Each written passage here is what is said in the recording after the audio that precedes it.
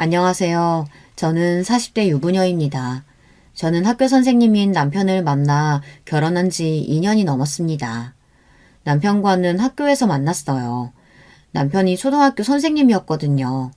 저는 남편이 근무하는 학교에서 수영 코치로 일하고 있어요. 저는 어릴 때부터 20년 동안 수영만 했습니다. 전국체전에도 나가서 수상할 정도로 유망주였던 적도 있었죠. 그런데 대학교에 들어가고 나서부터 영 실력이 나지 않아 결국은 선수 생활을 그만둬야 했어요. 나이도 찼는데 내세울 만한 기록이 없으니 더 운동을 해봐야 의미가 없더라고요. 결국은 아이들을 가르칠 수 있는 교육자 과정을 공부하고 학교와 학원에서 아이들을 가르치고 있습니다. 가끔 수영만 한 세월이 아깝기도 하지만 그래도 지금의 남편을 만나는데 계기가 됐으니 의미가 아예 없는 건 아니라고 생각해요. 수영이 아니었으면 아마 남편을 만나지 못했을 테니까요. 남편과 저는 처음 학교에서 만났을 때부터 눈이 맞았어요. 나이도 동갑인데다가 취미도 비슷해서 공유할 만한 일이 많았거든요. 저와 남편은 학교의 다른 선생님들 모르게 사내 연애를 1년 넘게 했습니다. 그러다가 남편이 먼저 결혼하자고 고백해줘서 제가 승낙했어요. 결혼하기로 둘이 약속하고 나서는 같은 학교 선생님들에게도 공개적으로 둘이 사귄다고 이야기를 했어요. 저나 남편이나 홍기가 꽉 찬 나이다 보니 학교 선생님들도 모두 다 저희의 교제를 축하해 줬습니다. 저는 남편과 별 문제 없이 이대로 결혼에 꼴이 나게 될 줄 알았어요. 둘 사이에는 전혀 문제가 없었거든요. 그런데 생각보다 결혼하기까지 우여곡절이 있었습니다. 예비 시어머니께서 저를 반대하셨거든요. 이유는 간단했습니다. 저와 남편이 나이도 동갑인데다가 제가 제대로 된 직장 없이 여기저기 전전하는 프리랜서 강사라는 게 마음에 안 드셨나 봐요. 처음 만난 자리에서 대놓고 말씀하셨습니다. 시어머니는 처음 만났을 때부터 너무 무서웠어요. 제가 앉자마자 마치 면접이라도 보는 것처럼 초등학교, 중학교, 고등학교를 어디 나왔는지 상세하게 물어보시더니 수능 점수에 대학 이름과 전공까지 꼼꼼하게 물어보셨죠. 저는 이러다가 학교 다닐 때 성적표라도 가져오라는 거 아닌가 걱정이 될 정도였습니다. 요즘 젊은 사람들은 따질 거 다 따지고 서로 수준 맞춰서들 결혼한다는데 우리 아들은 어쩜 이렇게 순수한지 모르겠어. 명색에 교대 나와 그 어렵다는 이명까지 봐서 당당하게 선생님까지 된 애가 고작 전문대 나와서 수영 강사나 하는 볼 것 없는 여자랑 결혼한다는 게 말이 되니? 당신은 무슨 그런 소리를 사람 면전에 대고 해. 내 말이 틀렸어요? 당신도 우리 셋 다 선생이라 며느리도 선생이면 좋겠다고 했었잖아. 아휴, 능력이 없으면 나이라도 파릇파릇 젊던지. 내일 모레면 망한인데 애나 제대로 낳겠어? 어쨌든 나이는 그렇다 치고 부모님은 뭘 하시니? 아휴, 엄마 아무리 그래도 그렇지 꼭 무슨 면접관처럼 왜 그래요. 유리씨가 엄마 무서워서 나랑 결혼 안 한다고 도망가겠어. 남편은 애써 분위기를 바꿔보려고 애썼지만 소용없었습니다. 안 그래도 예비 시어머니 인상이 차갑고 매섭게 보이는 게 사감 선생님 같아 보였는데요. 하는 말씀마다 제 가슴을 콕콕 찔렀습니다. 차라리 지금이라도 내가 무서워서 알아서 도망이라도 가줬으면 좋겠다. 너는 어떻게 된 게 그렇게 여자 보는 눈이 없니? 이 사람이 30년 넘게 교육자로 살아왔다는 사람이 어쩜 그렇게 몰상식한 소리를 해? 유리양 미안해요. 원래 이 사람이 이런 사람이 아닌데 우리가 자식이 하나다 보니 하나 있는 아들 괜히 장가 보내기 아까워서 이러나 봐. 무례해도 조금만 이해해줘요. 다행히도 시아버지께서 시어머니를 말려주셔서 그쯤에서 일단내게 됐지만 저는 사실 걱정이 많이 됐어요. 이러다가 정말 결혼 못하게 될 수도 있겠다 싶어서요. 저는 애써 남편에게 괜찮다는 눈짓을 보내고 아버지께서 오랫동안 다니던 직장을 그만두시고 최근에 어머니와 함께 치킨집을 차리셨다고 말씀드렸습니다. 제 대답에 역시나 시어머니의 표정은 별로 좋지 않았어요. 저는 지금까지 살면서 제 조건이 누군가 보기에 부족해 보일 수도 있구나라고 한 번도 고민해 본 적이 없었어요. 어려서부터 사고 한 번 치지 않고 성실하게 살아왔으니까요. 부모님도 마찬가지예요. 저를 위해 평생 열심히 사셨거든요. 그런데 남편의 집에 다녀온 첫날 처음으로 제가 부족한 사람일지도 모르겠다 새삼 느끼게 됐습니다. 남편네 집안은 모두 다 교육자 집안이에요. 시아버지는 현재도 고등학교 교장 선생님으로 재직 중이시고 시어머니도 중학교에서 아이들을 가르치고 계세요. 그러다 보니 며느리도 같은 선생님을 원하셨던 것 같더라고요. 제가 보기에도 시부모님 두 분 다 오랫동안 교직에 계셨던 분들이라 그런지 한눈에 보기에도 기품 있고 카리스마가 느껴졌어요. 시어머니와 이야기를 하다 보면 꼭 학교 다닐 때 선생님에게 혼나던 기억이 났어요. 저는 학창시절 내내 수영만 했기에 공부는 뒷전이라 시험 보고 나면 항상 선생님에게 혼났었거든요. 아무리 운동선수라도 기본적인 공부는 해야 한다고요. 그때 기억이 떠오르면서 선생님들 말대로 운동만 할 게 아니라 공부도 좀 열심히 할 걸 후회가 됐습니다. 그랬으면 저도 선생님은 못했어도 남편과 비슷한 대학이라도 나와 남들 앞에 내세우기 번듯한 직장이라도 다니고 있을지 모르니까요. 남편이 저와 결혼하겠다고 강력하게 이야기하니 시어머니도 대놓고 반대는 못하셨지만 결혼 준비를 하는 동안도 시어머니는 저에 대해 여전히 탐탁지 않아 하셨어요. 특히나 남편과 같은 학교에서 강사로 근무하고 있다는 사실을 제일 마음에 들어하지 않으셨죠. 하루는 시어머니와 제가 남편과 함께 한복집에 갔는데 남편이 옷을 갈아입으러 들어간 사이 시어머니께서 저에게 한마디 툭 던지셨어요. 학교에 보는 눈도 많은데 우리 아들이 같은 학교 강사랑 눈 맞아 결혼한다고 하면 사람들이 얼마나 우습게들 보겠니? 우리 아들은 다른 학교로 발령 날 때까지 못 옮기니까 유리, 네가 하루라도 빨리 다른 학교든 학원이든 알아봐서 옮겨.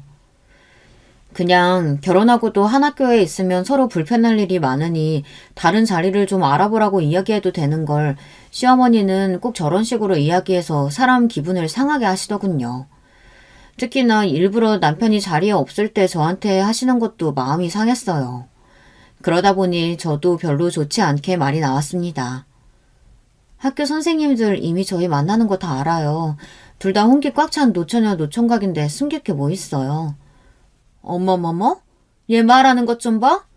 네가 우리 아들 잡으려고 아주 갖은 수를 다 썼구나. 아직 식도 안 올렸는데 학교에 소문 내면 어떡하니? 제가 술을 쓰긴 무슨 술을 써요. 둘이 결혼하기로 마음 먹자마자 자연스럽게 친한 동료들한테 말한 것 뿐이에요. 시어머니의 말도 안 되는 훈수에 저와 어머니는 결국 큰 소리를 냈고 옷을 갈아입고 나오던 남편에게까지 이야기가 다 들리게 되었습니다. 남편은 시어머니에게 왜 굳이 그런 말을 하느냐고 우리 일은 우리가 알아서 잘하고 있으니 걱정하지 마시라고 이야기했습니다. 그 순간 시어머니의 눈은 한층 더 날카로워져서는 저를 쏘아보셨어요. 저는 애써 그 눈빛을 외면했습니다. 그때부터 이미 저와 시어머니는 서로 신경전을 시작하고 말았어요. 시어머니께서 애초에 저를 예뻐하실 생각이 아예 없다 보니 저도 시어머니에게 좋은 방향으로 다가갈 수가 없었습니다. 제 입장에도 시어머니가 항상 저를 무시하면서 면박을 주시는데 매번 웃으면서 참고 넘어갈 수는 없으니까요. 그 이후에도 시어머니는 저를 만날 때마다 굳이 안 해도 될 말을 해서 기분을 상하게 하셨어요. 뭘 사거나 결정해야 하는 일이 있을 때마다 툭하면 저더러 네가 뭘 한다고 그러냐고 그냥 남편이 시키는 대로 하라는 식으로 이야기하셨습니다. 남편이 옆에서 시어머니에게 이야기를 하며 계속 중재를 하는데도 시어머니는 아랑곳하지 않으셨어요.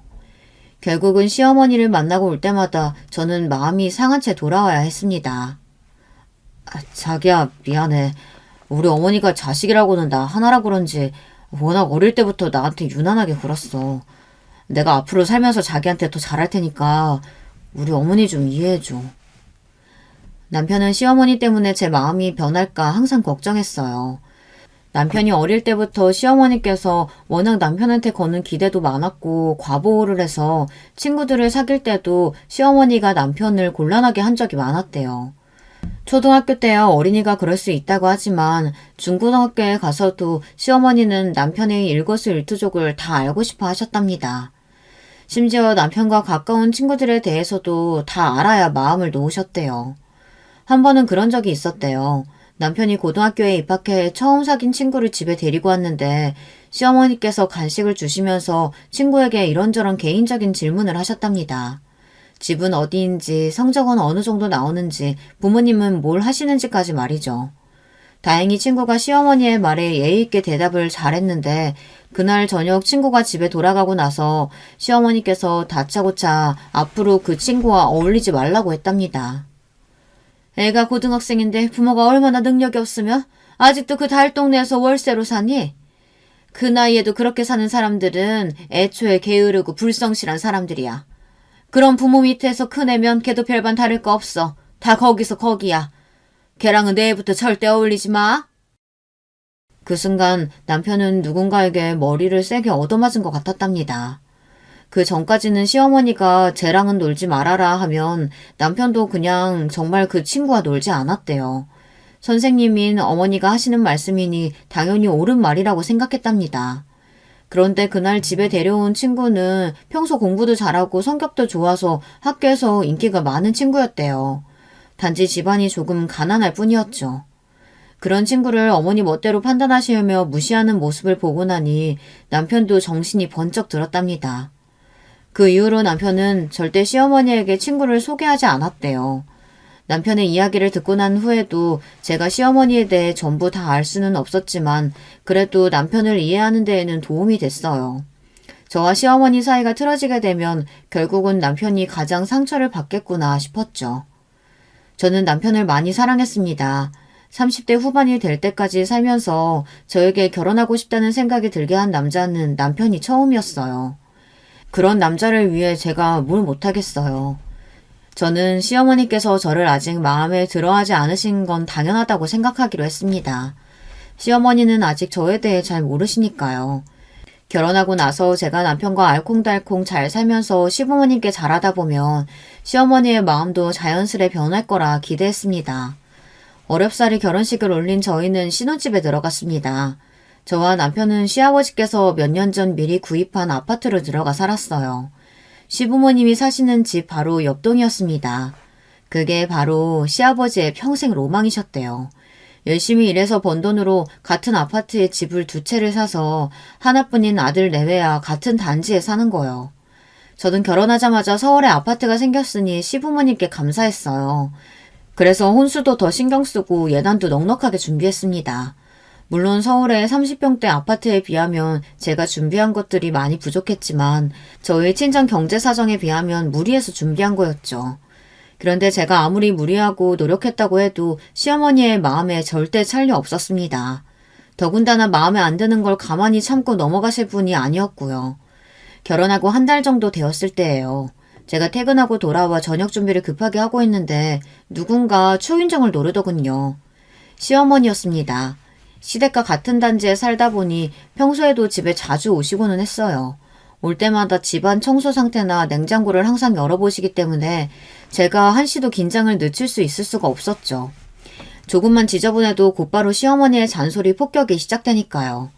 그런데 당시에 저나 남편 둘 다 며칠 일이 많아 늦게 퇴근하고 와서 집안 꼴이 말이 아니었어요. 그날도 퇴근이 늦어서 청소보다는 저녁 준비를 먼저 하고 있었습니다. 그런데 때마침 오신 시어머니는 역시나 집안 상태를 보자마자 잔소리를 시작하셨어요. 이래서 사람이 가정교육이 중요하다는 거야. 좋은 집을 사주면 뭘 하니? 애초에 좋은 집에 살아본 적이 없으니 뭐 어떻게 관리해야 하는지도 모르는 거지. 찌개를 끓이다가 순간 기분이 너무 상해서 제 얼굴이 찌개보다 더 뜨겁게 달아올랐습니다. 서울의 30평대 아파트. 네, 당연히 비싸서 사기 힘들죠. 하지만 저도 어릴 때 부모님과 아파트에 살아본 적도 있고 현재 저희 친정도 아파트는 아니어도 30평대 빌라에 사세요. 제가 뭐가 그렇게 부족하다고 가정교육까지 운운하시며 자꾸만 사람을 깔아뭉개는 건지 기가 막혔습니다. 어머니, 저도 이 집보다 큰 집에 살아본 적도 있고 아파트도 살아봤어요. 명색이 학교 선생님이라는 분이 유치하게 왜 그러세요? 정말 솔직하게 저는 너무 궁금해서 물었습니다. 시어머니를 보다 보면 어떻게 저렇게 고루하고 무례한 분이 학교에서 어떻게 아이들을 지도하는지 궁금했거든요. 새아기, 너한테는 내가 하는 말이 다 고깝게 들리겠지만 내가 선생 생활을 30년 넘게 해본 결과 대부분 다 좋은 가정환경과 부모의 경제력이 밑바탕 돼야 아이들도 좋은 인성과 재력을 가질 수 있는 거야. 그래서 내가 애초에 널 반대한 거고 실력도 안 되는 애가 운동에 허송세월하다가 결국엔 그 모양 그 꼴로 살다가 내 아들한테 얹혀서 살잖아. 내가 남 좋은 일 시키려고 우리 아들 훌륭한 게 키운 게 아니라 이 말이야. 아휴, 아까워. 시어머니의 말에 저는 순간 울컥 울분이 차올랐습니다. 아무리 자기 아들이 아깝다고 생각해도 그렇지 어떻게 저런 말을 며느리 앞에서 대놓고 할 수가 있을까요? 저는 너무 속이 상해서 마음 같아서는 그대로 시어머니를 집 밖으로 쫓아내고 싶었습니다. 얹혀서 살긴 누가 얹혀서 산다 그래요. 저도 지금까지 살면서 제 몫은 충분히 하면서 살고 있어요. 저는 너무 울컥해서 하마터면 말을 하다가 눈물을 쏟을 뻔했습니다. 시어머니와 잘 지내고 싶어도 저런 사람하고는 어떻게 해도 평생 잘 지낼 수 없을 것만 같아서요. 저는 자연스레 시어머니와의 만남을 피하기 시작했습니다. 옛말에 손바닥도 맞닿아야 소리가 난다고 하는데 제가 아무리 혼자 잘해보려고 노력을 해도 시어머니가 전혀 저를 받아줄 생각을 안 하시니 저로서는 더는 상처받고 싶지 않아 시어머니와 둘이 있게 되는 건 알아서 피해 다녔어요. 시어머니만 만나고 오면 스트레스가 너무 심해서 입맛도 없고 마음에 상처만 가득 안고 오게 되니까요. 그런 제 마음을 아는 남편도 굳이 시어머니와 마주칠 일을 만들지 않았습니다. 남편은 자꾸만 저만 보면 미안하다고 했어요. 하지만 사람을 괴롭히려고 작정한 사람을 피한다는 게 쉬운 일은 아니더군요. 어느 날이었어요. 학교에서 수업하고 있는데 시어머니께 전화가 왔습니다. 저는 휴대폰에 시어머니라고만 떠도 가슴이 뛰고 혈압이 바짝 오르는 것만 같았어요. 저도 모르게 자꾸만 긴장해서요. 저도 심호흡을 한번 하고 전화를 받았습니다. 너는 애가 뭐 하다가 전화를 그렇게 늦게 받니? 그리고 며느리라는 게 어쩜 그렇게 안부 전화를 안 해? 가만 보면 너도 나이도 많은 애가 어른 공경할 줄은 잘 모르더라. 역시나 전화를 받자마자 시어머니의 쉴 새 없는 공격을 받아야만 했습니다. 항상 그런 식이었어요. 시어머니는 본인이 하고자 하는 말만 쉬지 않고 뱉어내고는 제가 한마디 하면 말대꾸를 한다고 구박을 했죠. 이번 주말에 우리 언니들이 집에 오기로 했으니까 너도 와서 인사 좀 해. 또 생각 없이 시간 딱 맞춰서 오지 말고 미리 와서 음식 준비 좀 하고. 저는 시어머니의 말을 듣는 것만으로도 숨이 점점 빨라지는 것 같았습니다. 꼭 혼자 마라톤이라도 뛴 것 같았어요. 그 정도로 시어머니와 대화하는 게 저는 힘들었어요. 저는 더 말해봐야 좋은 소리 못 들을 것 같아 주말에 가겠다고 하고 대충 전화를 끊었습니다. 사실 결혼하고 나서 내내 주말마다 남편 친구들 모임, 학교 선생님들 모임 등등 계속 약속이 있어서 이번 주말은 저도 좀 쉬고 싶었어요.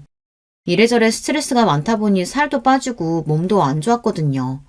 하지만 그런 소리를 시어머니에게 했다가는 절대 좋은 소리로 끝날 리 없으니 그냥 제가 하루 희생하고 말자 하는 마음으로 참고 주말 아침 시댁에 갔습니다.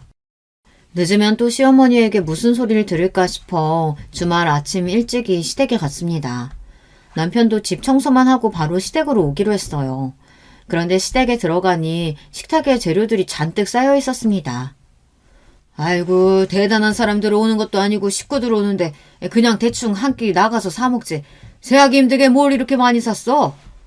당신은 골프 치러 간다더니 왜 아직도 서서 쓸데없는 걸 신경 쓰고 있어요? 괜히 여자들 일에 신경 쓰지 말고 빨리 나가요. 시아버지께서는 언제나 저를 위해주려고 하셨지만 시어머니의 드센 성격을 이기지는 못하셨어요. 항상 여자 말을 들어야 집안이 조용해진다는 말을 입에 달고 사셨죠. 아이고, 드세고 무서운 처형들 오기 전에 나는 빨리 도망가야겠다. 으휴, 저 사람이 며느리 있는 앞에서 못하는 소리가 없어. 너는 뭘 보고 멀뚱히 서 있니? 빨리 재료부터 다듬어라. 시어머니에게 위로 언니가 2분 계시다는 건 알고 있었어요. 사실 며느리가 이모님들을 뵐 일이 많지는 않잖아요. 저도 결혼식 때나 보고 그 이후로 한 번도 뵌 적이 없었어요. 하지만 다들 시어머니만큼이나 세고 무서운 분들이라는 소리를 남편과 시아버지께 들어서 알고는 있었습니다. 저는 너무 긴장해서 그런지 시어머니가 옆에서 이건 이렇게 다듬어라, 이건 삶아라 계속 이야기를 하시는데도 전혀 집중되지 않았습니다. 그런데 어느새 정신을 차리고 보니 시어머니는 방에서 화장하고 계시고 일은 제가 혼자 다 하고 있었습니다. 시어머니는 그냥 집에서 이모님들과 밥이나 한 끼 먹기로 했다더니만 혼자 무슨 패션쇼라도 나가는지 옷을 몇 번이나 입었다 벗었다를 하셨어요. 그러면서 저에게 뭐가 더 고급스럽고 기품 있어 보이냐고 물어보셨죠. 저는 음식을 만드느라 허리도 아프고 여러모로 힘들었지만 그래도 어쩌면 이게 저에게 찾아온 기회라는 생각이 들었습니다. 오늘을 기회로 시어머니와 더 가까워질 수도 있겠다 싶어서요. 그래서 시어머님이 묻는 것마다 신중하게 고민해서 골라드렸어요. 그래도 제가 골라드린 게 시어머니도 마음에 드셨는지 제가 골라드린 대로 입고 이모님들을 맞이하시더라고요. 저는 괜히 기분이 좋았습니다. 시어머니께서 제 의견을 들어주신 게 처음이었으니까요. 저는 또 기대했어요. 시어머니께서 말은 퉁명스럽게 하셔도 저를 이제 진짜 며느리로 인정하시나 보다 싶었거든요. 잠시 뒤 이모님들이 집에 도착하셨어요. 이모님들은 누가 봐도 시어머니와 자매가 맞았어요. 외모부터 말투까지 세 분이서 너무 비슷했습니다. 이모님들이 저를 보자마자 결혼식 때보다 살이 너무 빠졌다며 혹시 임신한 거 아니냐고 대뜸 물었어요. 저는 아니라고 요즘 일이 바빠서 살이 좀 빠졌다고 대충 둘러댔습니다. 그런데 그때 시어머니께서 나서시더니 굳이 안 해도 될 말을 하셨어요. 얘 나이가 내일 모레면 40이야. 그렇게 쉽게 임신이 되겠어? 왜? 요즘은 40 넘은 애들도 다 애 낳고 학교 보내고 해. 너는 학교 선생이라는 애가 그런 것도 모르니? 요즘 학부모들 나이 많잖아. 순간 저는 이야기의 흐름이 저에게 향해서 어쩔 줄 몰랐습니다. 저는 빨리 남편이라도 좀 왔으면 좋겠다고 생각했어요. 남들이 다 그래도 내 아들은 그러면 안 되지. 애 엄마가 젊고 건강해야 애도 똑똑하게 낳는 거야. 에휴, 게다가 우리 집이 손이 귀한 집인데 아들 낳으려면 빨리빨리 낳아서 둘 셋은 낳아야지. 어머, 얘 말하는 것 좀 봐. 요즘 세상에 시어머니가 아들 하면 며느리한테 밥 못 얻어먹는다? 그치, 조카 며느리? 저는 그날 또 충격을 받고 말았어요. 시어머니께서 손주를 바라고 계신다는 건 알고 있었지만 아들을 바라시는지는 그때 처음 알았습니다. 저랑 남편이랑 둘 다 나이가 있어서 둘 셋은 당연히 무리고요. 생기면 하나만 낳기로 했어요. 거봐, 요즘 젊은 사람들은 다들 자기 하고 싶은 대로 하면서 살지 어른 말 안 들어. 얘, 네가 뭔데 우리 집안 일을 네 맘대로 결정하니? 너희 시아버지가 사람 좋아 보여도 무조건 아들은 하나 있어야 한다는 사람이야. 제가 저렇게 우리 집안을 모른다니까. 시어머니의 막무가내에 저는 애써 미소를 보이며 웃었습니다. 이모님들 계신 앞에서 시어머니께 말대꾸를 할 수는 없으니까요. 그런데 제가 꾹 참고 있었는지도 모르고 시어머니께서 결국은 또 선을 넘었습니다. 순간 분위기가 쎄해지더니 이모님들이 말을 바꿨어요. 시어머니께서 입은 의상을 보고 예쁘다고 칭찬을 했습니다. 그런데 거기다 대고 시어머니께서 하시는 말씀이 가관이었어요. 아, 이거? 얘가 골라준 건데 역시 얘가 좋은 거 보는 눈은 있다. 어쩜 고르는 것마다 비싼 것만 고르는지. 하긴 그러니까 얘 주제에 우리 아들 같은 애를 딱 골랐겠지만. 시어머니는 도대체 뭐가 재밌는지 깔깔 웃어댔어요. 이모님들도 제 눈치를 슬쩍 보시더니만 결국은 웃음이 터져 소리까지 내며 웃어댔습니다. 시어머니는 이제 하다하다 저를 웃음거리로 만드셨습니다. 저는 너무 기분도 상하고 속상했어요. 그런데도 이런 상황에서 제가 뭐라고 말해야 할지 도저히 떠오르지 않았어요. 그때였어요. 언제 들어왔는지 남편이 시댁에 왔더라고요. 남편은 신나서 웃고 있는 시어머니와 이모님들에게 버럭 소리를 질렀습니다. 이모님들까지 도대체 뭐가 재밌다고 웃어요? 엄마는 이래라고 유리 오라고 한 거야? 사람들 웃음거리로 만들어도 유분수지. 우리는 피곤해서 그만 가볼 테니까 세 분이서 식사하세요. 그대로 남편과 저는 시댁을 나왔습니다. 그리고 남편은 또 제게 사과를 했어요. 이럴 줄 알고 일찍 오려고 했는데 학교에서 급한 전화가 와서 일하느라고 늦었다면서 너무 미안해했어요. 저는 애써 괜찮다고 말은 했지만 쏟아져 나오는 눈물을 참을 수가 없었어요. 시댁에 있는 동안 계속 참고 있었으니까요. 제가 우는 모습을 본 남편은 너무 당황했어요. 시어머니가 저에게 무슨 소리를 해도 항상 남편 앞에서는 언제나 괜찮다며 씩씩하게 굴었던 제가 이 정도로 서럽게 굴어대니 남편도 그제야 제가 참고 있었다는 걸 알게 된 거죠. 남편은 그날 저녁 앞으로 절대 본인 없을 때 시어머니를 만나게 될 일은 없을 거라고 했습니다. 저는 남편이 애써 저를 위로하려고 하는 말이겠거니 했는데 남편은 진심이었어요. 그날 이후 시어머니에게 남편은 다시는 저에게 전화해서 따로 부르지 말라고 했답니다. 명절이나 집안 행사가 아니면 가지도 않겠다고 했대요. 물론 남편에게 그런 소리를 듣고 가만히 계실 시어머니가 아니니 시어머니는 바로 저에게 전화를 하셨어요. 저는 전화를 받지 않았어요. 집에도 시어머니가 몇 번 찾아오셨지만 집에 없는 척 문을 열지 않았어요. 며느리가 돼서 그러면 안 된다는 거야 저도 잘 알아요. 하지만 시어머니가 싫고 좋고를 떠나서 제가 마음에 깊은 상처를 받아 도저히 시어머니를 상대할 수가 없었습니다. 제 마음이 좀 나아질 때까지 조금 거리를 둬야 한다고 생각했어요. 그렇게 1년 정도를 시댁과 어색하게 지냈습니다. 시댁에 일이 있으면 항상 남편과 함께 갔어요. 시어머니는 그런 저를 못마땅해 했지만 얼마 뒤 시어머니도 더는 저에게 뭐라고 할 수 없는 명분이 하나 생겼습니다. 제가 임신을 했어요. 더는 시어머니와의 일에 신경을 쓸 수가 없는 게 임신하자마자부터 시작된 입덧이 몇 달 내내 저를 고생시키더니 만삭이 다 되어서야 입덧이 끝났습니다. 그런데 입덧이 좀 끝나서 이제 좀 살만하다 했더니만 생각지도 못한 일이 생기고 말았어요. 시어머니께서 몇 달 동안 앓아오시던 손목 터널 증후군으로 수술을 하게 되셨어요. 그래서 학교에 일주일 휴가를 내고 집에 계시게 됐다고 하더라고요. 저는 무거운 몸을 이끌고 반찬을 좀 해서 시댁에 가져다 드렸어요. 시어머니와 둘이 마주치는 게 오랜만이라 저도 걱정됐지만 명색이 바로 옆동에 사는데 시어머니께서 아픈 거 알고도 가만히 있을 수가 없어서요. 그런데 시어머니께서는 제가 해온 반찬들을 보고도 시큰둥해 하셨어요. 임신했다고 바로 일 그만두고 집에서 팽팽 놀기만 하더니만 너는 어쩜 이렇게 음식 솜씨가 나아지질 않니? 모양은 이래도 맛은 그런대로 괜찮아요. 그래도 어머님 아버님 드리려고 제가 신경 써서 한 거니까 한번 드셔보세요. 학벌에 직업에 아무것도 볼 것도 없는 주제에 우리 집안에 시집 왔으면 아들이라도 낳아야지. 너는 어쩜 아들도 하나 못 낳니? 시어머니는 제 임신 사실을 알자마자 저에게 이런저런 잔소리를 하셨어요. 시댁이 워낙 손이 귀한 집안이라 아들은 꼭 낳아야 한다고요. 그런데 저나 남편이 둘 다 나이가 있어서 그런지 애가 잘 생기질 않았어요. 당시에도 저는 시어머니께 모진 소리를 다 들었습니다. 이래서 젊은 며느리를 얻었어야 했다고요. 저는 그런 소리까지 들었으니 어떻게든 아이를 갖기 위해 부단히도 노력했습니다. 남편과 매일 병원을 다니면서 배란 검사를 하고 배란이 잘 되게 해주는 주사까지 맞았어요. 제 뱃속에 아이는 그렇게 어렵게 얻은 아이였어요. 그런데 얼마 전 뱃속의 아이가 딸이라는 이야기를 병원에서 들었습니다.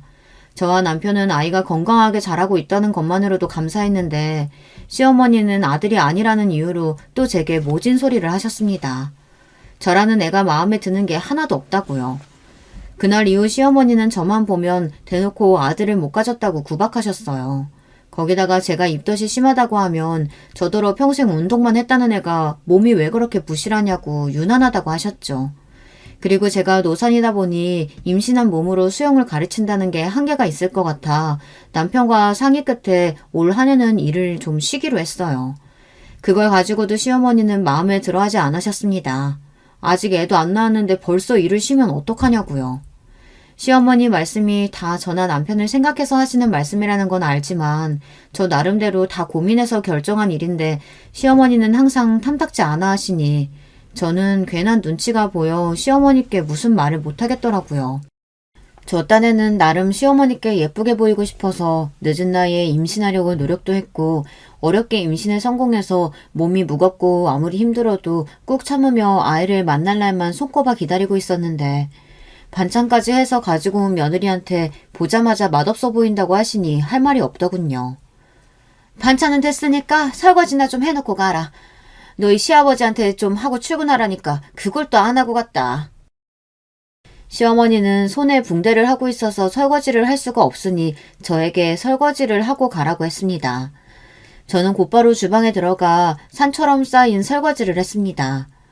오래 서 있으려니 배도 계속 뭉치고 허리도 욱신거렸지만 며느리로서 아픈 시어머니를 위해 이 정도는 할 수 있다는 마음으로 아픈 허리를 부여잡고 설거지를 다 하고 돌아왔습니다. 시어머니께 잘 보이려고 갔다가 왠지 영 잘한 게 없는 것처럼 느껴져서 속상한 마음으로 집으로 돌아왔는데 저의 이런 마음을 싹 녹일 사람이 저를 기다리고 있었어요. 바로 친정 아버지였습니다.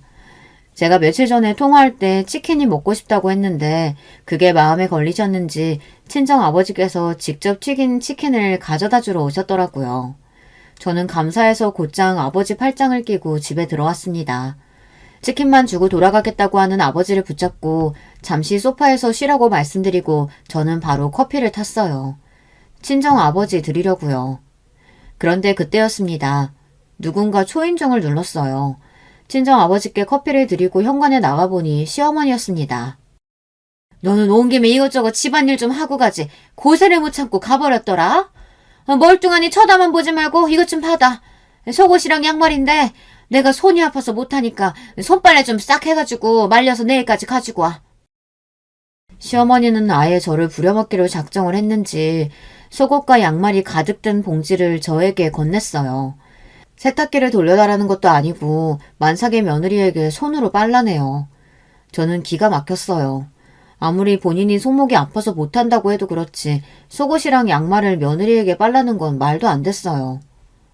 어머니, 상황이 안 되면 그냥 세탁기로 빨면 되는 거지 이걸 뭐하러 여기까지 가지고 오셨어요. 저도 배 나와서 힘들어서 손빨래는 못하니까 그냥 가져가세요. 아무리 생각해도 시어머니의 말은 이해할 수가 없어서 손빨래를 거절했습니다. 그런데 그때였어요. 말도 안 되는 일이 벌어지고 말았습니다. 너무 순식간에 일어난 일이라 꼭 꿈인 줄 알았어요. 그런데 꿈이 아니었습니다. 글쎄 시어머니께서 제 뺨을 짝소리가 날 정도로 세게 갈겼습니다. 이게 진짜 보자 하니까? 네 남편이 네 편 들어준다고 너 아주 눈에 뵈는 게 없니? 사돈, 지금 뭐 하시는 거예요? 그 순간 무슨 일인가 싶어서 나왔던 친정아버지께서 하필이면 그 장면을 목격하고 말았습니다. 그런데 더 기가 막히는 건 시어머니의 태도였어요. 남의 집 귀한 딸내미 뺨을 갈겨놓고도 미안한 줄을 몰랐어요. 어머, 사돈은 안에 계셨으면 인기척을 내셨어야지. 어떻게 그렇게 우명하게 안에 숨어 계실 수가 있어요? 친정아버지더러 우명하게 왜 숨어 있냐입니다. 시어머니의 말에 화가 잔뜩 난 친정아버지는 금방이라도 시어머니께 달려들 것처럼 언성을 높였습니다. 이봐요 사돈, 그걸 지금 말이라고 해요? 어디 할 짓이 없어서 남의 집 귀한 딸님이 얼굴에 손을 댑니까? 아이고, 사돈이야말로 무식하게 어디서 소리를 지르세요? 제 며느리인데 가르치다 보면 때릴 수도 있죠. 아이고, 스트레스 받았더니 손목이 다욱신거리네. 나는 이만 가봐야겠네. 시어머니는 말도 안 되는 발연기를 하더니만 쏜살같이 도망가 버렸어요. 친정아버지가 곧장 따라가려는 걸 제가 말렸습니다. 친정아버지는 너무 속상해 하셨어요. 저에게 이런 일이 전에도 있었냐고 물었습니다. 저는 구박은 좀 당했지만 제가 맞은 건 처음이라고 솔직하게 말했습니다. 그리고 순간 저도 모르게 서러워서 눈물이 났어요. 제가 바닥에 풀썩 주저앉아 눈물까지 흘리니 놀란 친정아버지께서는 저를 부축해 방으로 들어가 저를 위로했습니다. 저는 친정아버지의 걱정 어린 목소리에 저도 모르게 울컥해서 지금까지 결혼 생활을 하는 동안 시어머니 때문에 서러웠던 일들을 몽땅 다 말해버렸습니다. 아버지는 너무나 당연히 속상해하시며 제가 뭐가 부족해서 그런 대접을 받으며 살았냐고 나무라셨어요. 그리고는 곧장 남편에게 전화해 당장 집으로 오라고 소리쳤습니다. 이서방, 나는 절대 내 딸 이런 취급받으면서 사는 걸 못 보네. 당장 자네 어머니 데리고 와서 우리 딸한테 진심 어린 사과하게 하게. 안 그러면 당장 둘이 이혼시킬 테니까 그런 줄 알게. 장인어른 정말 죄송합니다. 어머니가 원래 그런 분이 아닌데 도대체 왜 그러셨는지 모르겠어요. 남편은 어쩔 줄 몰라하며 시어머니께 바로 가서 이야기를 하겠다고 했습니다. 하지만 시어머니는 저에게 사과하러 오시지 않았어요. 결국은 중간에서 남편만 난처해졌죠. 아버지는 저를 이혼시키겠다고 노발대발 난리를 치셨어요.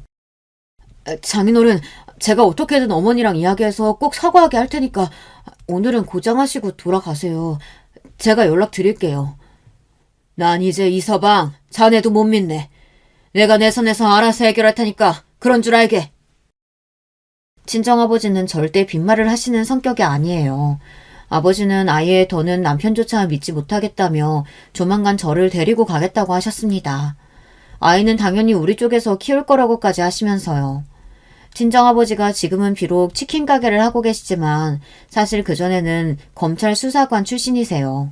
그래서 주변에 아는 검사나 변호사들이 많습니다.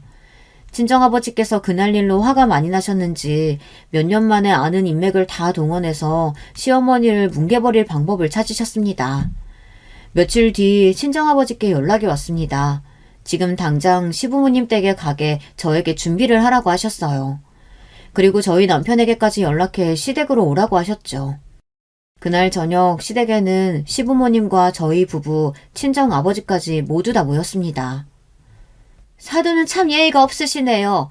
그날도 인기척 없이 남의 말이나 다 엿두고 계시더니 이번엔 연락도 없이 남의 집에 멋대로 들이닥치시고.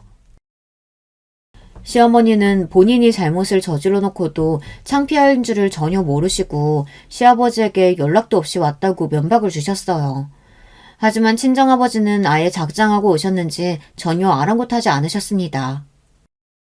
한 가족끼리 연락 안 하고 올 수도 있지. 가족끼리 무슨 그런 예의를 차립니까? 그날 안사돈께서도 우리 딸네 집에 연락도 없이 온 거 아니었어요? 그 집이야 내가 내 돈 주고 사준 내 아들 집인데 나야 마음대로 갈 수 있죠. 남편의 어머니이자 저의 시어머니지만 정말 겪으면 겪을수록 말을 심하게 하세요. 제가 아무리 며느리로서 마음이 안 들어도 그렇지 이미 결혼한 지 2년이나 지났고 본인 손주까지 임신하고 있는데 친정아버지 앞에서까지 저래야 하나 싶어 저도 화가 나더군요. 아, 돈 좀 있어서 자식들 결혼하는데 이까짓 아파트 좀 사주면 며느리 뺨 정도는 때려도 되는 건가 봅니다. 친정아버지의 말에 잊으려고 했던 지난 기억이 다시금 떠올라 저도 모르게 눈물이 왈칵했습니다. 그런 제 모습에 옆에 있던 남편과 시아버지마저 당황하고 말았어요. 저기 사돈, 저번 일은 누가 봐도 제 안사람이 실수한 일이지만 아무리 그래도 이 늦은 시간에 갑자기 애들까지 데리고 오셔서 이렇게까지 하실 필요가 있을까요? 시아버지까지 나서서 친정아버지를 말려보려 했지만 친정아버지는 멈출 생각이 없으셨습니다. 저도 이 집에 오래 있고 싶지 않으니까 본론부터 말씀드리죠. 제가 저번 일로 하도 억울하고 속이 상해서 안 싸던 뒤를 좀 캐봤는데요. 아주 대단하시더군요. 그런 짓을 해놓고도 뻔뻔하게 아직도 교직에 붙어 계시더라고요. 하긴 그 정도는 뻔뻔해야 며느리 뺨까지 날리겠지만요. 네? 아니 사돈, 도대체 그게 무슨 말씀을 하시는 거예요? 저는 친정아버지의 막말을 참지 못하겠다는 듯 시아버지까지 언성을 높이셨어요. 이 상황에 당황한 건 저와 남편도 마찬가지였어요. 친정아버지께서 도대체 무슨 생각이신가 걱정이 됐습니다. 그 순간 가소롭다는 듯 피식 인매를 올린 친정아버지께서 가방에서 웬 서류들을 잔뜩 꺼냈어요. 안사돈께서 2005년 중학교 재직 시절 담임으로 있던 반 남자아이가 같은 반 남자아이를 때려서 병원에 입원까지 하게 된 사건이 있더군요. 피해 학생 부모가 가해 학생 고소하고 난리쳐서 형사 고발까지 됐고요. 결국엔 가해 학생이 처분받아서 사회봉사까지 하고 강제 전학당한 일이 있었는데 기억하시죠? 친정아버지의 말에 시어머니의 얼굴은 순간 창백해졌습니다. 저는 지난 2년 동안 시어머니께서 저렇게 당황하는 모습은 처음 봤어요. 마침 당시 사건을 담당했던 검사님이 저랑 아는 분이라 제가 당시 사건을 좀 조사해봤습니다. 당시 사건이 아주 이상하더라고요. 가해 학생을 고소한 피해자 측 부모가 안사돈이 바로 직전에 근무했던 학교 교사더군요. 아무래도 찝찝해서 제가 그 사건을 좀 더 파봤는데요.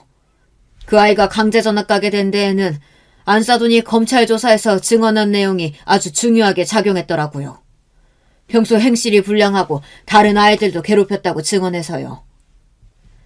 순간 저와 남편 그리고 시아버지까지 많이 당황했습니다. 도대체 이게 무슨 일인가 싶어서요. 그때였어요. 갑자기 시어머니께서 자리에서 벌떡 일어나시더니 소리를 버럭 지르셨습니다. 사돈! 지금 뭐 하시는 거예요? 경찰도 아니고 검사도 아니면서 다 지난 일 가지고 사람을 몰아붙이며 괴롭히면 되겠어요? 시어머니의 반응을 보니 찔리는 게 분명 있는 것 같았습니다. 당신 도대체 무슨 짓을 한 거야? 정말 당신 때문에 그 학생이 강제 전학 가게 된 거야? 엄마가 정말 그랬어? 뭐래? 내가 그런 짓을 왜 해? 안사돈이 그렇게 믿고 싶으시다면 할 수 없지만 제가 알아보니 그 가해 학생으로 지목된 학생은 평소 반에 있는지 없는지도 모를 정도로 순한 학생이었다던데요. 오히려 피해를 주장하던 그 학생이 가해 학생은 물론이고 다른 학생들까지 많이 괴롭혔고요. 그날도 과외 학생이 참고 참다가 결국은 못 참고 때린 거라고 증언한 당시 친구들이 있습니다. 안싸돈, 제가 마지막으로 묻죠. 같은 동료 교사의 부탁이라 어쩔 수 없이 그렇게 증언했던 거 아닌가요? 당신 뭐야? 당신이 검사야? 어디서 감히 나를 신문해? 시어머니는 뻔뻔한 얼굴로 자신은 그런 적 없다며 딱 잡아댔어요. 그러면서 친정아버지께서 내민 증거자료를 바닥에 던져버렸습니다. 그 순간 화가 난 친정아버지께서 분노를 참지 못하고 얼굴을 붉혔습니다. 끝까지 잡아대도 소용없어요. 내가 이미 다 알아보고 왔으니까. 당신이 내 딸한테 한 짓 사과 안 하면 이 사실 내가 당신 학교에다 다 이야기할 거야. 그럼 당신만 교사생활 끝나는 거 아니야. 바깥사돈이랑 이서방까지 다 곤란해지는 거라고. 친정아버지의 말에 흥분한 시어머니께서 손을 부들부들 떨며 친정아버지께 달려들려던 순간 그때였습니다. 남편이 바닥에 떨어진 증거자료를 하나하나 확인했어요. 친정아버지께서 당시에 피해 학생과 가해 학생이 다녔던 학교 같은 반 친구들을 찾아가 일일이 이야기를 나누고 녹취를 하셨더라고요. 자료를 모두 다 본 남편이 시어머니에게 다가갔어요. 엄마가 어떻게 이럴 수가 있어? 그러면서 나한테 좋은 선생 되라고, 제자들한테 본보기 되는 선생이 되라고 그런 말을 했던 거야? 멀쩡한 학생 가해자를 만들어 놓고? 지금 당장 그 학생한테도 찾아가서 사과하고 우리 유리한테도 사과해. 안 그러면 앞으로 유리 뱃속에 있는 아이든 나든 다시는 못 볼 줄 알아요. 남편은 제 뱃속의 아이가 딸이라는 이유만으로 시어머니께서 구박을 했을 때도 시어머니에게 서운해하지 않았어요. 오히려 남편은 저에게 시어머니께서 옛날 분이시고 고지식해서 괜히 며느리에게 타박하고 싶어 하는 소리니 서운해하지 말라고 했습니다. 우리끼리 잘 살면 그만이라고요. 그러면서 시어머니께서 말은 괜히 쌀쌀맞게 해도 워낙 아이들을 좋아하시는 분이기 때문에 아이가 태어나면 절대 서운하게 굴 뿐이 아니라고 했습니다. 그런 남편이 시어머니의 진짜 모습을 알아버렸으니 배신감에 치를 떨었죠. 너 어떻게 엄마한테 그런 소리를 할 수가 있니? 나보다 너희 장인을 더 믿는 거야? 제가 엄마를 잘못 봐도 한참 잘못 봤네요. 잘못이 있으면 빨리 인정하고 반성하세요. 그리고 용서를 구하시고요. 그게 참된 스승입니다. 남편은 그대로 저를 데리고 시댁을 나와버렸어요. 그날 일로 저희 시댁은 초토화가 돼버렸습니다. 남편은 그날 이후로 주변에 아는 인맥을 동원해서 당시 사건을 확인했어요. 시어머니가 2005년 당시 담임으로 있었던 반의 학생들을 찾아가 상황을 확인했습니다. 친정아버지께서 저희에게 보여준 자료는 모두 다 사실이었습니다. 시어머니의 잘못된 판단으로 가해 학생과 피해 학생이 순식간에 바뀌어버린 거죠. 진실을 알게 된 남편은 그 이후 아이가 태어날 때까지 시댁에 가지 않았어요. 시어머님 전화도 일절 받지 않았습니다. 거기다가 시아버지마저 시어머니에게 정이 떨어졌다며 집을 나와버리셨고 두 분이 별거 중이랍니다. 그로부터 몇 달 뒤 딸이 태어났어요. 저는 딸이 건강하게 태어났다는 기쁨도 잠시 마음이 무거웠습니다. 시어머니가 미운 건 분명하지만 그렇다고 눈에 넣어도 아프지 않은 우리 딸의 할머니인데 영영 만나지 못하게 된다는 게 마음이 아팠습니다. 그런데 그로부터 얼마 뒤 믿기지 않는 일이 벌어졌어요. 제가 병원에 있다가 조리원으로 옮겼을 때 시어머니에게 전화가 왔습니다. 마침 남편이 출근해서 곁에 없었어요. 저는 고민이 됐습니다. 전화를 받아야 하나 말아야 하나 싶어서요. 저는 고민하다가 끝내 전화를 받았습니다. 그러자 시어머니께서 펑펑 눈물을 쏟으며 제발 전화를 끊지 말라고 애원하셨습니다. 세아가 제발 전화 끊지 마. 내가 지난 몇 달 동안 혼자 얼마나 많이 생각하고 후회했는지 몰라. 내가 너한테 정말 못할 짓 많이 했다. 너무너무 미안해. 그때 내가 잠깐 머리가 어떻게 됐나 봐. 임신한 애한테 손을 대고 정말 잘못했다. 제발 용서해줘. 시어머니는 말하는 내내 통곡을 하며 울었습니다. 그 목소리가 얼마나 애절한지 저마저 눈물이 날 것 같았어요. 옛날 학교에서 있었던 일도 내가 제대로 다 사과할 테니까 제발 우리 아들한테 내 전화 좀 받으라고 이야기 좀 해줘. 시어머니는 지난 몇 개월 동안 혼자 아주 끙끙 앓았는지 그 자존심 센 양반이 저에게 잘못했다고 사정을 하며 제발 소녀 얼굴 좀 보게 해달라고 했어요. 3.4kg로 순산했어요.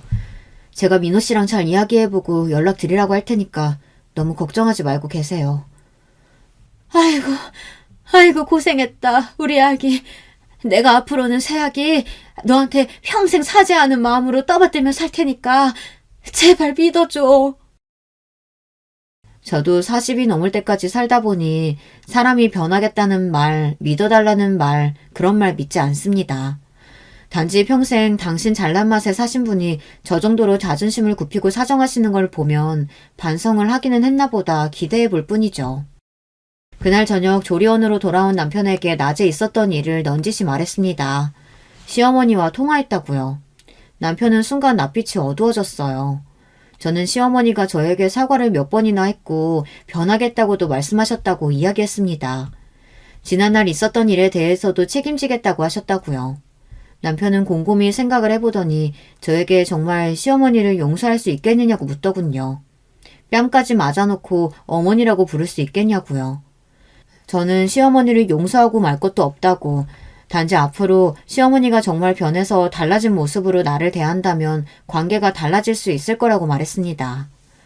남편은 새근거리며 잠들어 있는 아이의 얼굴을 한번 쳐다보더니 조금 더 생각을 해보자고 했습니다. 얼마 뒤 생각지도 못한 일이 벌어졌어요. 시어머니께서 친정아버지께 연락하셨어요. 그리고는 2005년 당시 사건을 담당했던 검사 연락처를 물어보셨답니다. 시어머니께서 정말로 2005년에 있었던 일에 대한 책임을 지셨어요. 당시 가해 학생으로 지목됐던 분에게 찾아가 진심 어린 사과를 전하고 당시 상황에 대해 진술을 다시 하셨어요. 물론 이미 시일이 많이 지난 일이고 당시 학생들도 모두 성인이 돼서 크게 달라질 건 없었지만 그래도 스승으로서 잘못한 일은 잘못했다고 사과하고 진실을 바로잡는다는 것이 의미가 있었죠.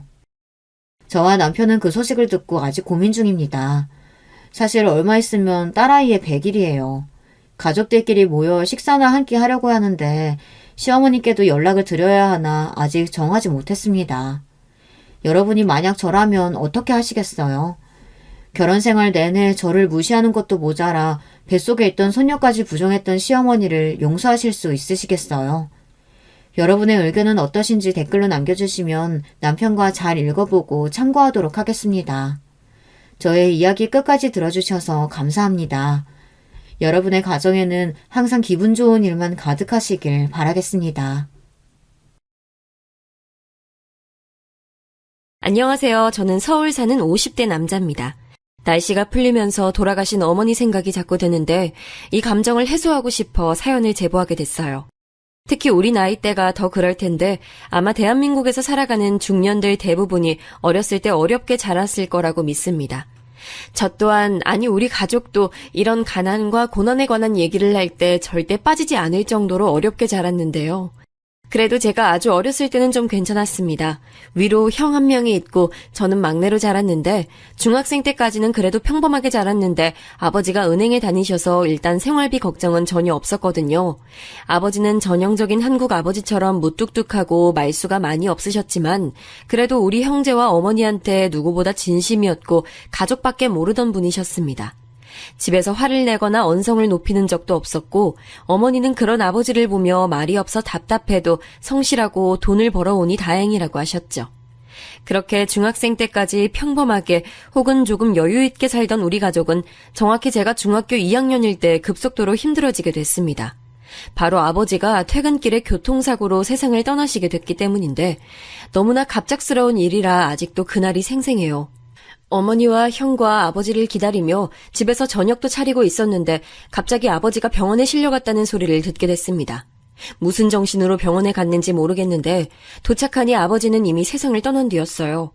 어머니는 그걸 보고 바로 쓰러지셨고 저는 그저 형의 손을 잡고 울었던 기억이 납니다.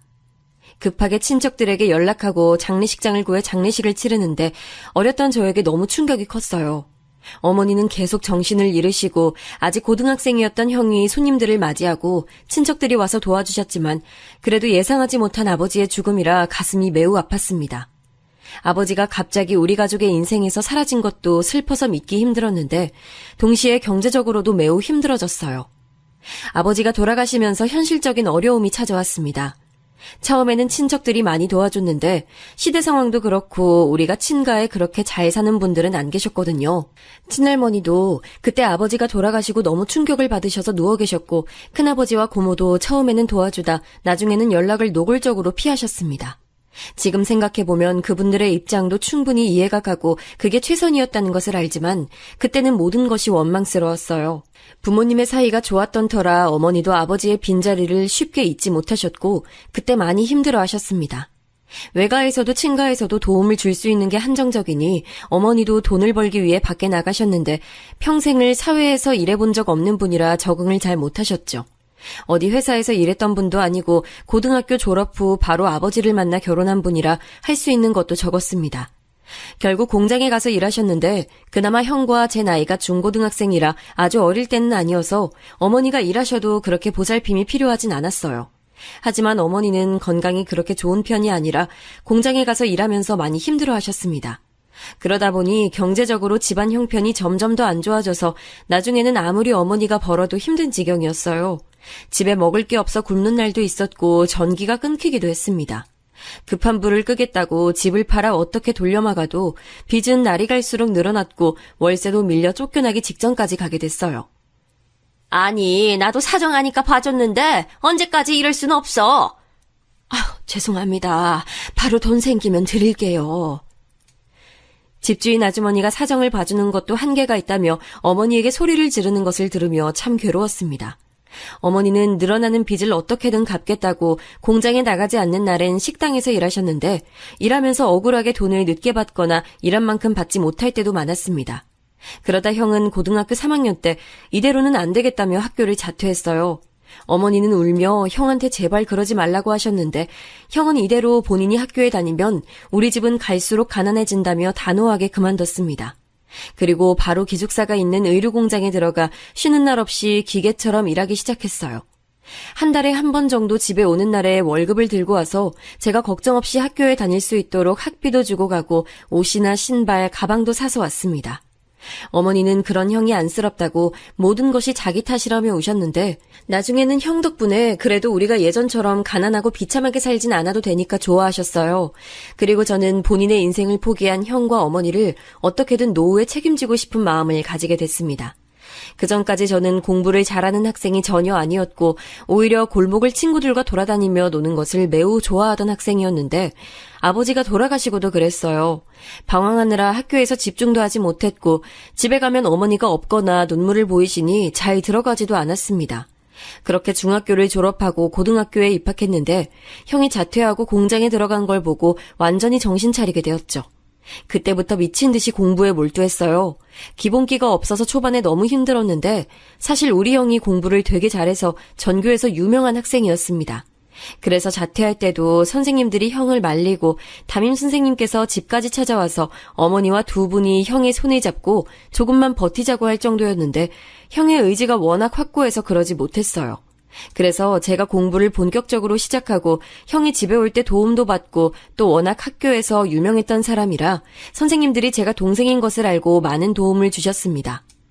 공부를 시작하고 같이 놀았던 친구들과 아예 단절하고 학교 도서관에서 밤늦게까지 공부하고 집에 가면 어머니가 일하고 오셨어도 항상 저를 기다리고 계셨어요. 제가 기다리지 말고 그냥 주무시라고 해도 듣지 않으셨죠. 공부를 시작하니 형은 그런 제가 기특하다고 집에 올 때마다 용돈도 더 주고 학용품을 사오고는 했어요. 공부랑은 담을 쌓고 매일 공 가지고 친구들과 놀기 바빴던 저는 가만히 앉아있는 것부터가 힘들었지만 가족들이 저 때문에 저렇게 고생하는 것을 보니 이를 악물고 공부했습니다.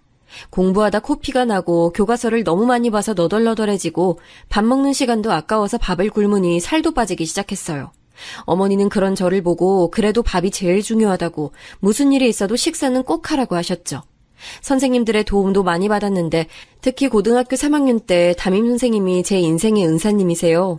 가정 형편이 어려운 것을 아시고 저를 많이 도와주셨는데 남는 문제집이나 연습장도 주시고 돈이 필요할 때도 개인적으로 뒤에서 챙겨주셨습니다. 덕분에 큰 무리 없이 고등학교를 졸업할 수 있었는데 열심히 공부하기도 했고 또 도와주시는 선생님들도 계셔서 저는 서울에 있는 유명 대학교에 입학하게 됐어요. 제가 명문대에 입학했다는 소식을 듣고 형과 어머니는 부둥켜 안고 울었는데 그 모습을 보고 저도 덩달아 눈물이 나와 셋이 단칸방에서 얼싸안고 울었습니다. 하지만 제가 합격한 것과 현실적인 학비 부담은 다른 문제여서 지방에 있는 국립대를 가야 하나 고민을 많이 했어요. 그런데 그런 제 고민은 형이 내민 통장으로 사라지게 됐습니다. 형은 혹시나 하는 마음에 돈을 차곡차곡 모아놓았다고 하며 제 등록금으로 쓰라고 해줬어요.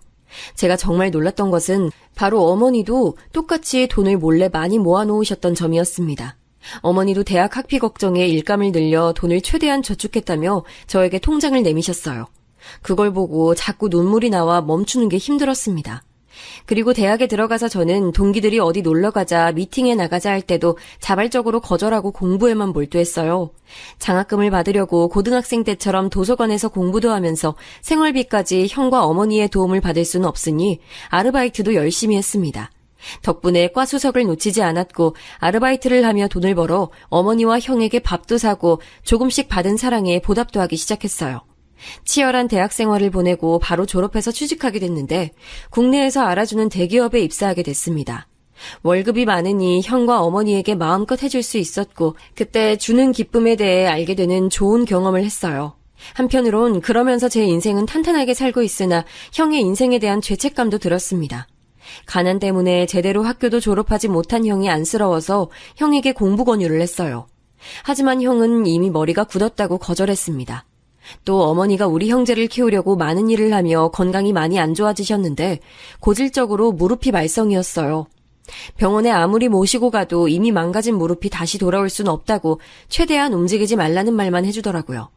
그렇게 제 마음속에는 가족에 대한 부채감이 있는 채로 직장 생활을 하고 있었습니다. 그러던 어느 날 형이 공장에서 결혼할 여자를 만나게 됐다고 집으로 데려왔어요.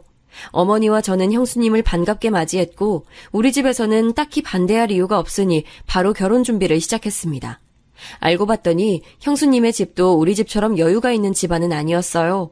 그래서 형과 어머니가 제 학비를 하라고 모아둔 통장을 가지고 형은 우리 집 근처에 단칸방을 하나 마련하려고 했습니다. 그걸 보고 저는 제가 직장을 다니며 모아두었던 돈을 내밀었어요. 아니야, 네가 열심히 일한 돈인데 내가 그걸 어떻게 써? 형 괜찮으니까 신경 쓰지 마. 형 덕분에 내가 이렇게 사는 건데 당연히 이 정도는 해줄 수 있는 거 아니야? 형이 이 돈 안 쓰면 난 너무 서운해. 형 고등학교도 포기하면서 나 키웠잖아. 형은 몇 번이나 거절했지만 결국 제가 형수님을 통해 통장을 건네니 돈을 받게 됐습니다.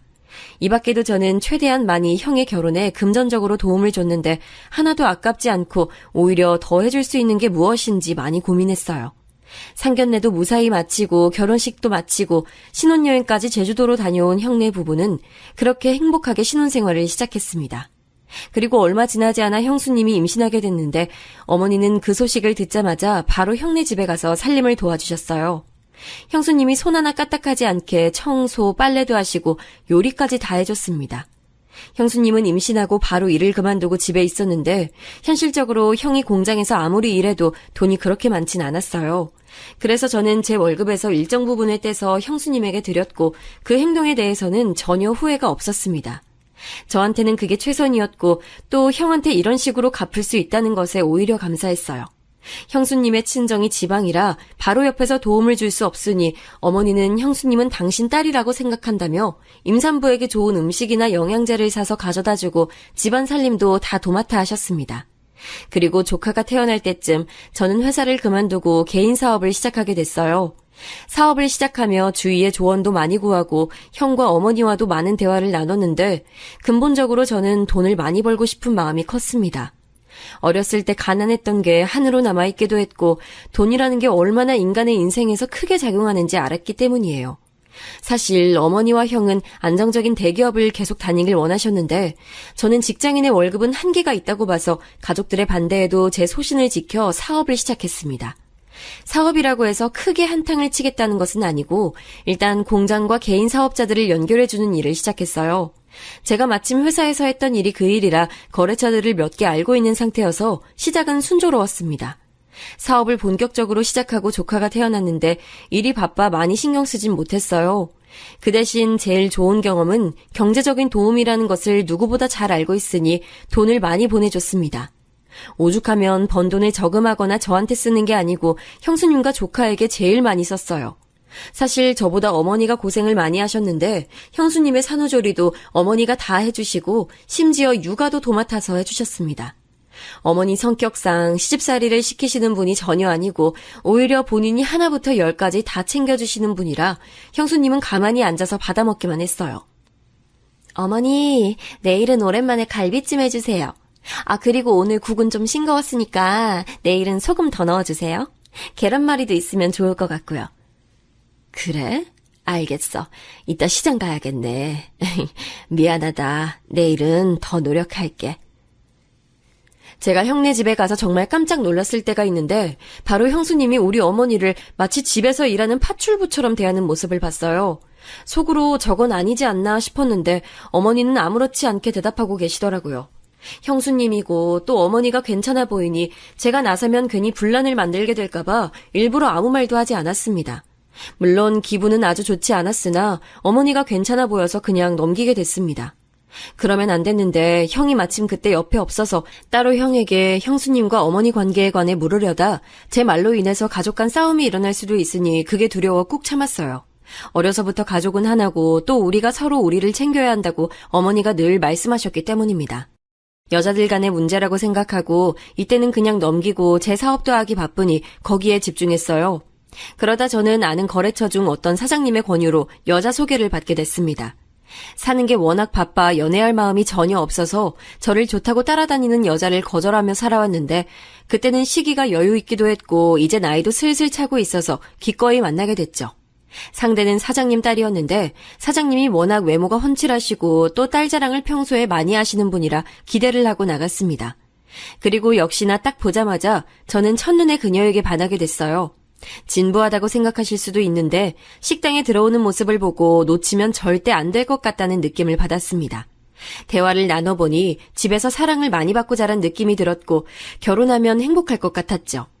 처음 만난 사람한테 어떻게 그런 생각이 들 수 있는지 저도 의문이었습니다. 이런 게 운명이라면 운명론자가 된 기분이었어요. 여자와 대화하는 것을 많이 어색해하고 또 첫 만남이라 많이 부족했을 텐데 그런 저를 대화로 이끄는 모습에 더 마음이 깊어졌고 우리는 그렇게 연애를 시작하게 됐습니다. 제가 연애를 시작하자 어머니는 크게 기뻐하셨고 드디어 두 아들이 다 장가를 가는 거냐고 아버지가 하늘에서 많이 기뻐하실 거라고 하셨어요. 거래처 사장님도 저에게 우리 이제 사돈이 되는 거냐고 물으시며 좋아하시고 주변에서 다 축하한다고 말을 해주더라고요. 연애하며 형수님의 부탁으로 조카를 종종 데리고 같이 데이트하기도 했는데 놀이공원에 가거나 근처 공원에 가서 놀았습니다.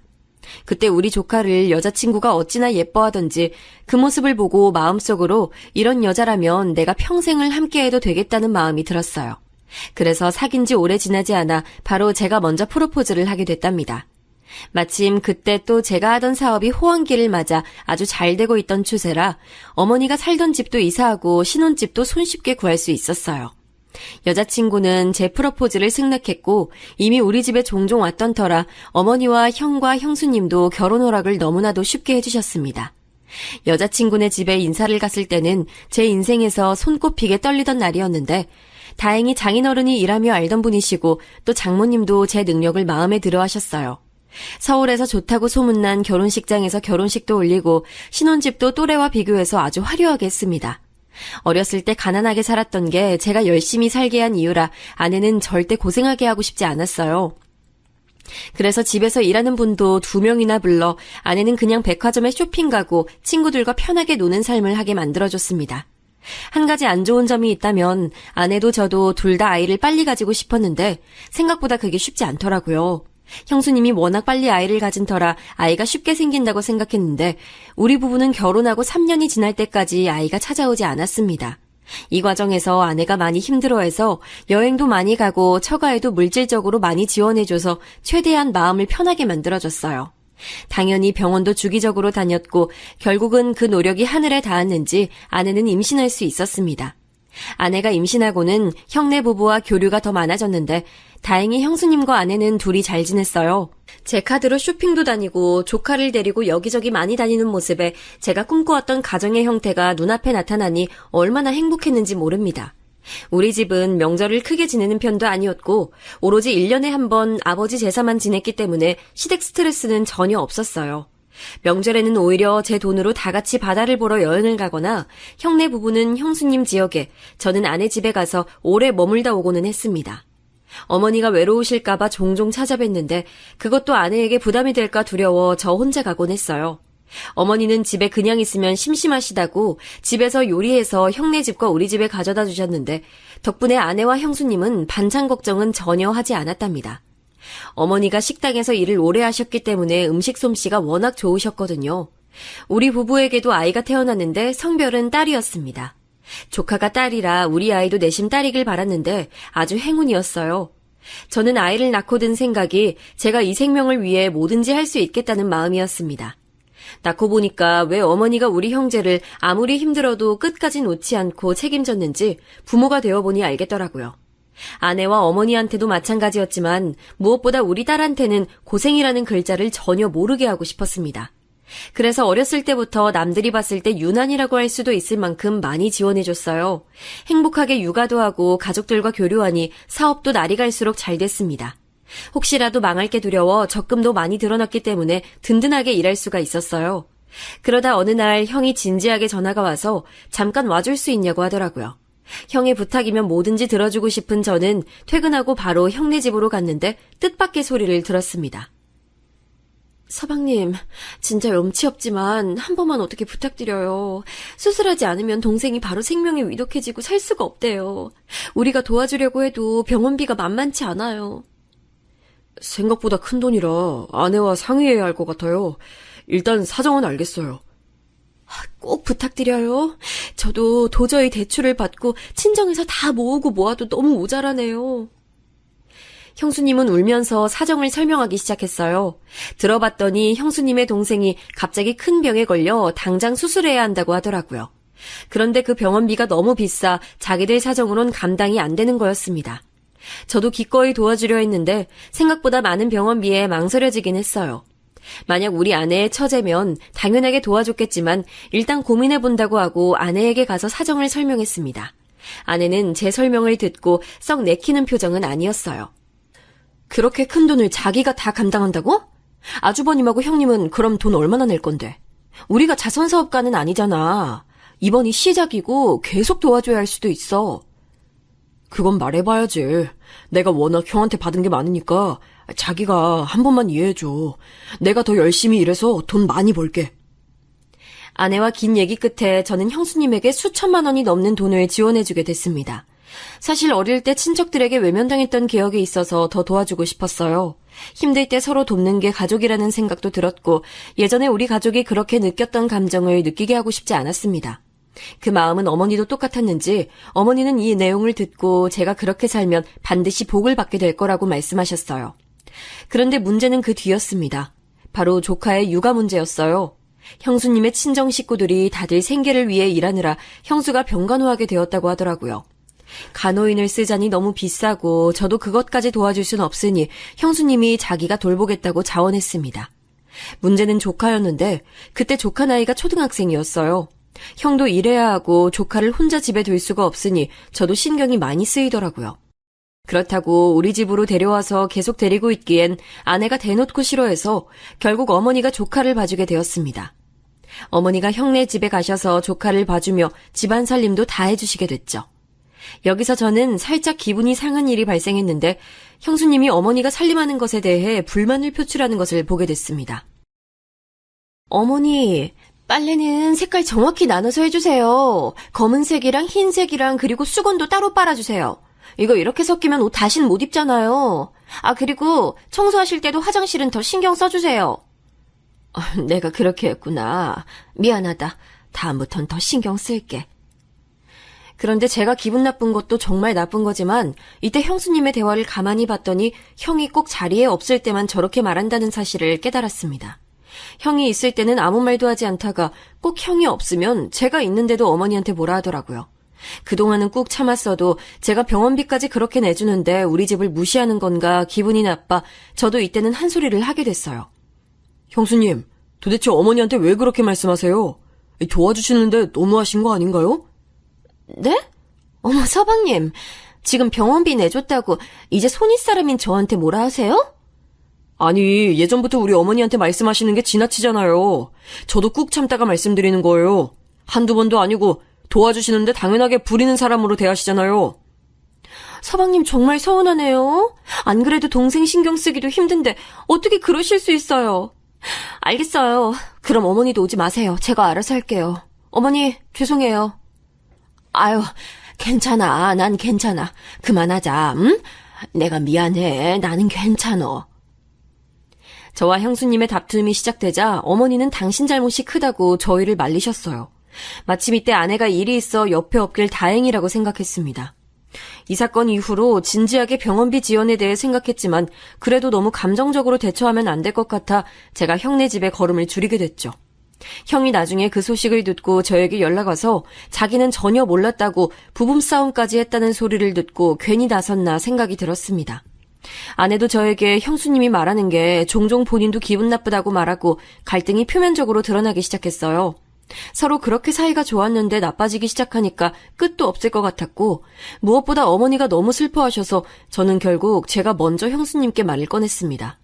미안하다고 하고 형수님도 오해가 있었다고 하고 그렇게 끝났는데 기분이 상해 형네 집에 잘 가지 않으니 어머니가 어떤 대우를 받는지 전혀 모르고 있었죠. 그렇게 시간이 지나고 이번엔 처가에서 문제가 생겨서 형네 집에는 신경을 쓸 수가 없었습니다. 바로 장인어른의 사업이 완전히 망하게 됐어요.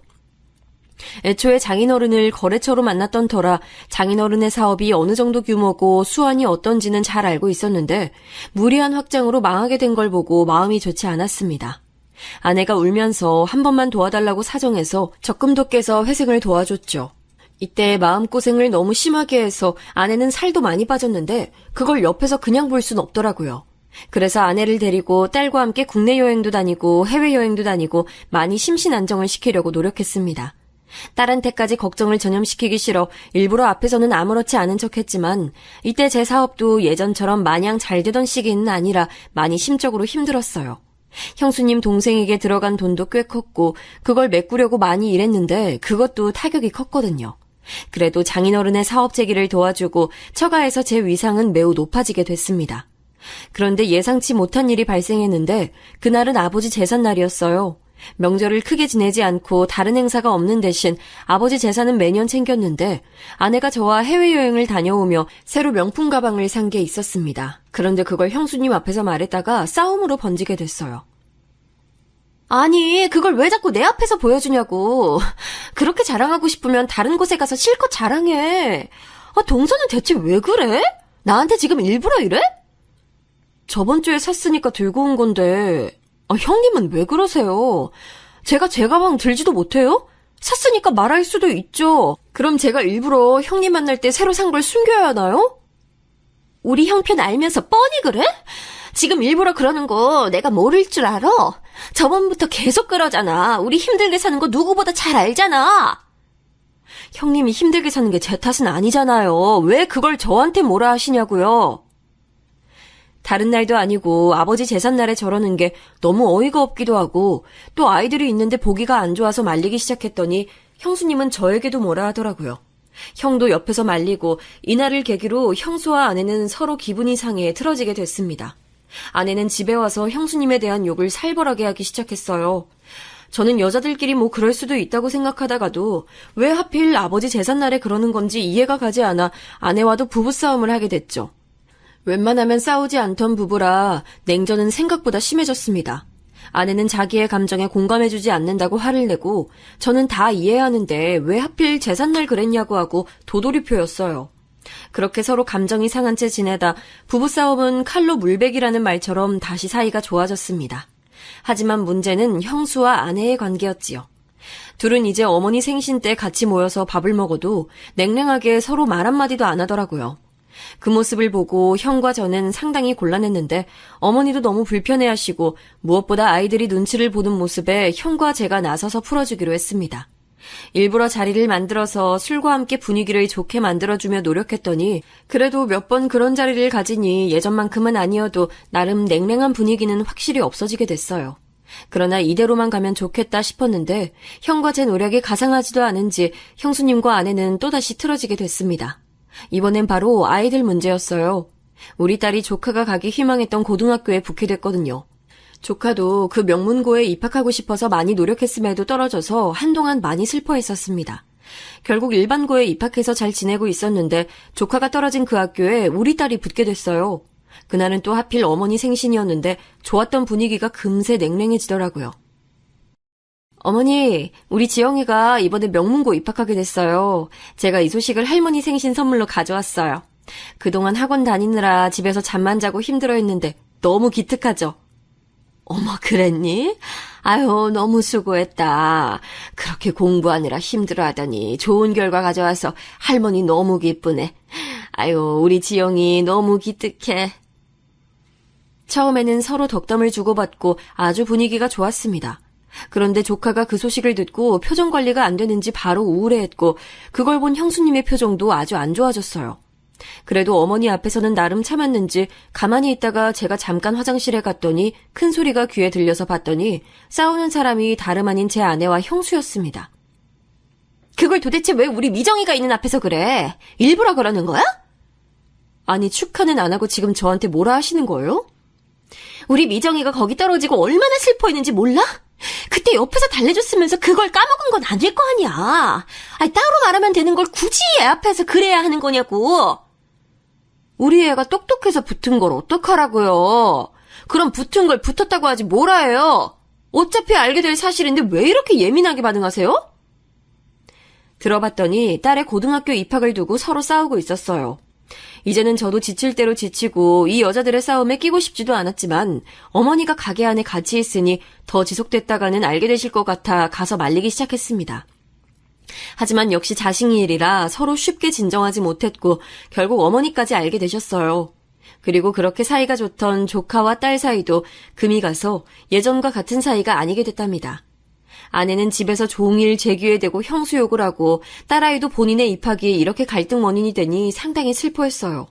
그리고 형도 저도 이제 이 싸움을 중재하는 것도 너무 힘들어서 그냥 그대로 두고 자연스럽게 감정이 해소되기를 바랐습니다. 어머니 생신 식사 자리 때 그런 싸움이 일어난 거라 어머니도 불편하셨을 테니 제가 따로 많이 찾아가서 풀어드렸죠. 워낙 남들에게 해를 끼치는 걸 싫어하는 분이시고 갈등을 만드는 것을 불편하다고 생각하시는 분이라 제게 직접적으로 말은 건네지 않아도 마음이 상한 게 눈에 보였어요. 아내와 충분한 대화 끝에 그래도 어머니 앞에서는 서로 가면을 쓰고 행동해달라고 했고 형도 형수를 설득해서 결국 어머니 앞에서만 좋은 척 연기를 하기 시작했답니다.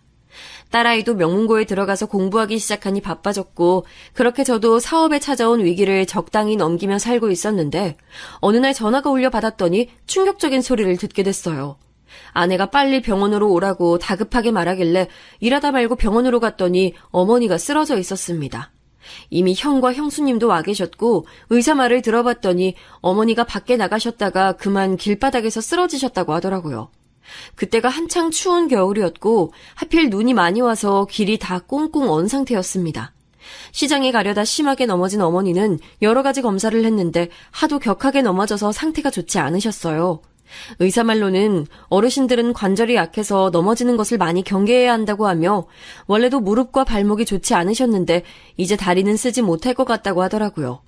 휠체어 생활을 해야 하는데 문제는 뇌진탕도 있고 갈비뼈도 부러지고 온몸이 만신창이라는 소리에 눈물을 참을 수가 없었습니다.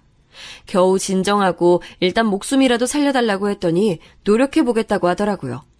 어머니는 그렇게 2주를 병원에 계셨는데 그동안 얼마나 힘들었는지 모릅니다. 일이 도저히 손에 잡히지 않고 그렇다고 면회 가면 어머니는 눈을 감고 잘 뜨지도 못하셨어요. 형은 생계를 위해 일해야 하니 제가 시간을 내서 많이 가게 됐습니다. 간절한 기도에 하늘이 감동했는지 어머니는 정신을 차리셨는데 의사 말대로 다리는 이제 쓰지 못하시게 되셨어요. 그리고 어머니는 퇴원하셔도 되고 병원에 계속 입원하셔도 된다고 말해서 급하게 형과 대화를 나눴습니다. 우리 아내가 처제 간호하는 거 보니까 보통 일이 아니더라고.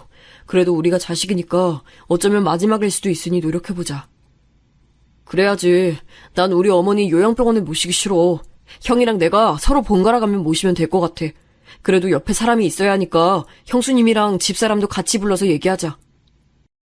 형과 대화를 나누고 일단 어머니를 퇴원시켜서 저희 집으로 데려오게 됐습니다. 그리고 형수님을 불러 진지하게 가족회의를 시작했는데 저는 이날 너무 고통스러웠어요. 어머니가 잠드신 것을 두 눈으로 확인하고 거실에서 얘기하는데 형수님도 아내도 노골적으로 모시기 싫다고 하는 모습에 자괴감이 들었습니다.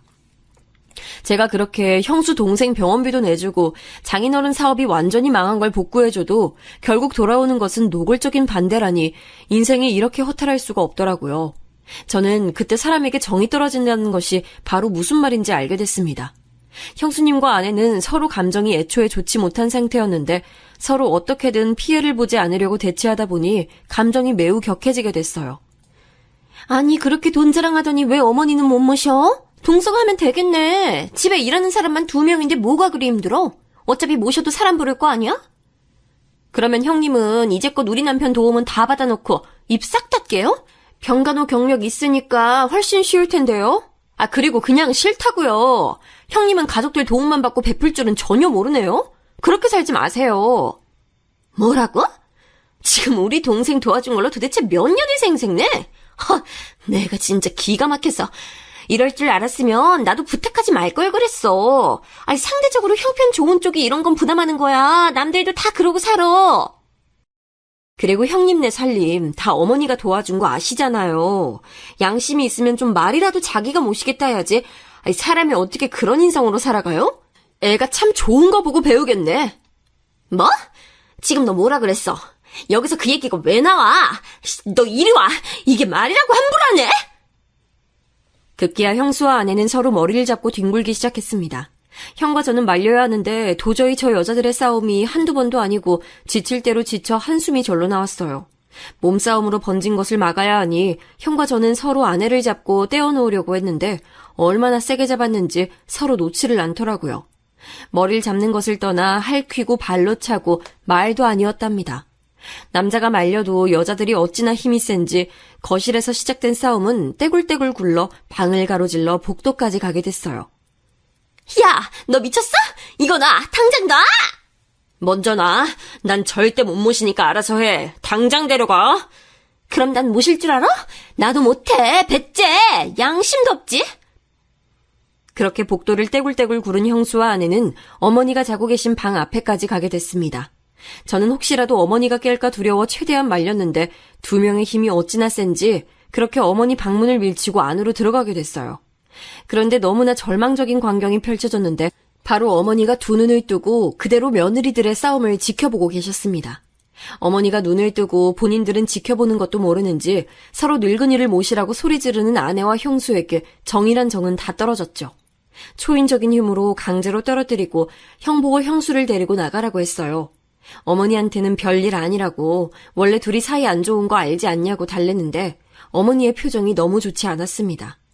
그리고 그날 밤 저는 아내와 집 밖에서 얼마나 싸웠는지 모르겠어요. 서로 그렇게까지 싸웠던 적이 없는데 저도 처음으로 아내에게 소리도 지르고 도대체 왜 그러냐고 말을 꺼냈습니다. 속으로 형수와 아내에게 얼마나 많은 실망을 했는지 아냐고 말하는데 아내는 그래도 어머니를 모시는 것은 안 된다고 하더라고요. 그 모습을 보고 내가 원래 알던 아내가 맞나 싶었습니다. 그렇게 세심하고 친절하고 배려심 깊은 제 아내는 어디 가고 이기적이고 자기밖에 모르는 사람만이 제 앞에 있더라고요. 끝나지 않은 싸움에 지쳐 집에 돌아왔더니 어머니가 눈을 감고 자고 계셨습니다. 한숨을 쉬고 형에게 연락했더니 형도 결혼하고 처음으로 이렇게 크게 싸운 적이 없다고 본인도 형수에게 너무 실망했다는 말을 제게 하더라고요. 그렇게 씁쓸한 마음을 가지고 잠자리에 들었는데 다음날 일어나서 저는 너무나 충격적인 장면을 목격하게 됐습니다. 사실 아직도 너무 힘들고 완전히 극복하지 못했는데 바로 어머니가 스스로 홀로 세상을 떠나셨어요. 믿기지 않아 몇 번을 흔들고 병원에 가서도 의사가 제발 받아들이라고 냉정하게 말할 때도 끝까지 바짓가랑이를 붙잡았습니다. 현실이 아닌 것 같아 열심히 부정하고 또 부정하고 믿을 수가 없었어요. 하지만 잔인한 현실은 어머니가 돌아가셨다는 사실이었습니다. 소식을 듣고 달려온 형도 병원 바닥에서 오열하고 저도 형에 의지하며 얼마나 울었는지 몰라요. 장례식을 무슨 정신으로 했는지도 모르겠습니다. 너무나도 슬펐던 것은 이미 우리가 아버지를 보낸 경험이 있어서 처음이 아니라는 거였죠. 장례식 때 형수와 아내도 옆에 있었는데 너무 보기가 역겨워서 눈앞에서 사라지라고 했습니다. 둘이 그렇게 서로 바닥까지 보이며 싸우지만 않았어도 어머니가 스스로 세상을 떠나진 않았을 거라고 저는 확신했거든요. 조문으로 온 장인어른을 보고 분노를 참을 수가 없었습니다. 당신 딸이 이런 인성인 줄 알았으면 결혼도 안 했어. 내가 이러라고 당신 회사 재기시켜줬어? 은혜를 이런 식으로 갚아? 어떻게 나한테 이래? 김서방, 아무리 그래도 장인어른한테 이러면 어떡하나. 그래도 어른인데 자네가 좀 참아보게. 장모님은 가만히 계세요. 그동안 내 돈으로 그렇게 잘 먹고 잘 살았으면서 이제 꿈도 꾸지 마. 내가 지난 날이 너무 후회된다고요. 아내는 아무 말도 하지 못하고 옆에서 눈물만 흘리더라고요. 장례가 끝나고 겨우 진정한 뒤 어머니 유품을 정리하는데 핸드폰을 혹시나 해서 확인했더니 어머니가 음성을 남겨두신 것을 발견했습니다. 내 아들들에게 먼저 떠나서 미안하다. 그동안 살면서 고생만 시켜서 미안하고 또 미안해. 늙어서 며느리들에게 부담이 되는 존재가 되는 것은 절대 바라지 않아. 못난 엄마 돌보느라 고생 많았고 난 이만 너희 아버지 곁으로 갈게. 사랑한다. 그 음성을 들으며 너무 오열해서 머리가 아플 지경이었어요. 형에게도 들려줬더니 형은 온몸을 부들부들 떨며 당장 이혼하겠다는 말을 꺼냈습니다. 저도 당연히 형수와 아내에게 남아있는 정은 단 하나도 없었는데 이대로 그냥 곱게 보내주기가 죽기보다 싫더라고요.